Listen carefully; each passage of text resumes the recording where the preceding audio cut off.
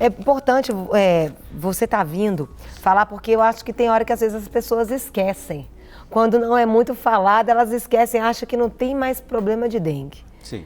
E aí, nada melhor do que o calorzinho para eles retomarem, você começar a ouvir aqueles barulhinhos deles, fala, gente, eu preciso de tomar cuidado, não é mesmo? Com a respeito do que você está falando, né, nós estamos entrando no período onde que as condições são mais favoráveis para o vetor, principalmente esse vetor que transmite dengue, chikungunya e zika, né, que é o Aedes, o principal vetor que a gente tem aqui é o Aedes aegypti. E nesse período, como vocês já falaram inicialmente, onde que as temperaturas têm um papel muito importante, a gente tem a associação de dois fatores que são muito favoráveis ao incremento da população desses vetores, que é a temperatura, né, que acelera o ciclo desse vetor, favorecendo esse vetor, Sim. E a precipitação, que é a chuva, né, que com isso a gente aumenta o número de criadouros, que são coleções Sim. com água disponíveis. É importante ressaltar que esse vetor, né, ele tem um hábito, né, de picar as pessoas durante o dia, né? Então, muitas vezes, nesse período também, a gente tem aumento de outros culicídios, que a gente chama, que são, né, da mesma família, a família culicídia, né? Mas que fazem esse zumbido, que você disse no início, né? Mas esse vetor que transmite essas doenças, febre amarela, dengue, chikungunya e zika, o Aedes, ruído? ele Zumbido? não faz ruído. Então, ele é um vetor que pica durante o dia. E isso é uma estratégia desse vetor, né, dele, como ele atua dentro da sua biologia, que ainda favorece mais a questão da sua transmissão, né? Ele é ao contrário dos vetores que picam durante a noite, como é o Culex, que pica à noite, ou o Anófeles, que transmite a malária, que pica durante a noite, o TDC. Esses têm essas características de fazer, durante o Culex, fazer esse zumbido à noite. Então, a gente tem que tomar muito cuidado, né, principalmente as pessoas com a presença desse vetor na sua habitação. Agora, Marcelo, esses vetores também eles estão se modificando e adequando a essa realidade, até para essa questão. Então, já se sabe que até à noite também eles estão picando. Sim. Isso, por que se dá essa mutação, vamos dizer assim? Na realidade, né, o próprio hábito da população, a presença de luz, nós estamos aqui num ambiente bem iluminado, imagina, o estímulo para ele, para dar resposta, para ele buscar a alimentação que a gente fala, que é o sangue das pessoas, é a presença de luz. Então, se esse vetor, o Aedes, por exemplo, chega uma pessoa que trabalhou o dia todo fora de casa, chega ao entardecer ou à noite na sua casa, quando ele acende a luz, se esse Aedes está presente dentro da sua casa, quando ele acende a luz, ele vai estimular o vetor a buscar alimentação. Então, se não há presença de luz ou artificial, né, nesse caso, ou com a presença da luz natural, ele vai fazer a alimentação e toda a sua atividade, não só de alimentar, buscar o sangue, mas como colocar os seus ovos nos criadores, todo vai ser durante o dia. Quais seriam os sintomas da dengue?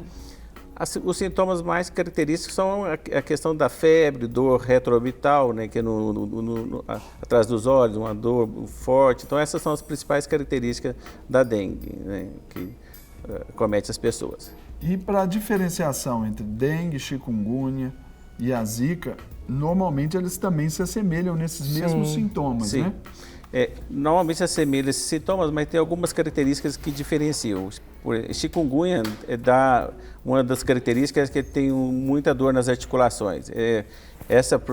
Às vezes a gente fala nessas doenças, elas são novas aqui para nós, mas assim, chikungunya foi inicialmente descoberta na África, né, na Tanzânia, que é hoje o país, em 1952, por exemplo. Então chegou agora para a gente. Então, uma das características, e lá ela é conhecida na linguagem local das tribos lá, como aquela doença que faz dobrar. Então, ela dá uma dor tão intensa nas articulações que as pessoas, ao caminhar, ficam como que fossem encurvadas, corcundas, sentindo dores nas articulações.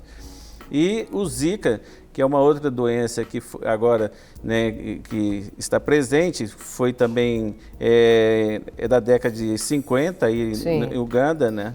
Então, uma das características mais marcantes dessa doença é o exantema, né, e uma conjuntivite, né? Então, essas são uma das características mais importantes do Zika. E uma outra coisa que dificulta muito a questão do controle do Zika hoje é que a maioria dos casos que a gente tem de Zika, ao contrário da dengue, eles são assintomáticos. As pessoas podem estar com Zika e não estão. Então, normalmente, 80% aí em torno dos casos são assintomáticos. As pessoas vão estar com Zika, mas não vão ter nenhum sintoma assim aparente para buscar o serviço de saúde. Então, com isso, a gente observou que houve uma expansão muito grande na questão dessa doença em todo o continente. Hoje, por exemplo, a gente tem mais de 43 países no continente americano com a presença, com a transmissão do Zika vírus.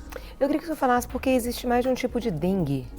Quais os tipos que existem, né? Como que é que você pode ter um nível, um outro? Como que funciona isso? Na realidade, a gente chama de sorotipos, que são diferentes. A gente tem 4 sorotipos, dengue 1, dengue 2, dengue 3 e dengue 4.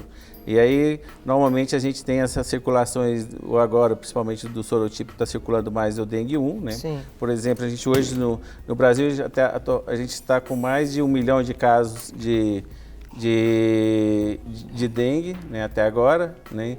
Então, esses sorotipos que vão diferenciar normalmente da circulação. Então, uma pessoa, ao ter a dengue tipo 1, ela fica com aquela imunidade ao dengue 1. Então, ela não vai pegar novamente dengue 1, mas ela pode pegar o 2, pode pegar o 3. Ah, então a 1 ela não pega? Não, mas ela pode pegar o 2, depois ela pode pegar o 3. Então, ela pode ter 4 vezes dengue, se os sorotipos que estiverem circulando são diferentes. Mas a 2 é pior do que a 1, a 3? Como que seria a diferença entre elas?